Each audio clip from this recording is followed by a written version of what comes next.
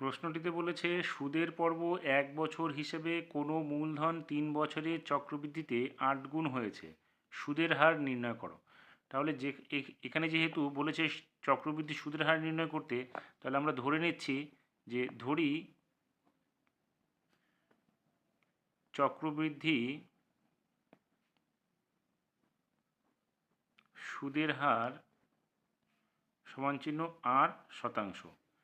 তাহলে এখানে 3 বছরে 8 গুণ হয়েছে, তাহলে আমরা এটা এইভাবে করব এবং আসলটাকে ধরে নিচ্ছি এবং আসল সমান চিহ্ন পি টাকা ধরে নিলাম। তাহলে আমরা লিখব P into 1+r/100 equals to 8p।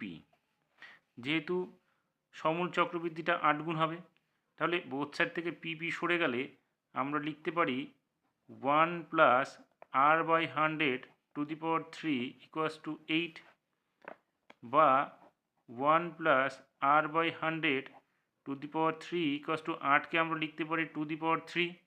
এবার যেহেতু পাওয়ার দুটো সমান, তাহলে আমরা এটা লিখতে পারি এইভাবে যে 1+r/100 ইকুয়ালস টু 2, বা r/100 ইকুয়ালস টু কী হবে 2, এটা চলে আসবে এদিকে -1 হয়ে গেল, বা r/100 ইকুয়ালস টু কী হবে 1, বা এই আরটা তাহলে কী হবে, এই 1-এর সঙ্গে 100 গুণ হয়ে যাবে অর্থাৎ 100। তার মানে আর হচ্ছে কি চক্রবৃদ্ধি সুদের হার। তাহলে আমরা লিখতে পারি অতএব চক্রবৃদ্ধি সুদের হার 100%।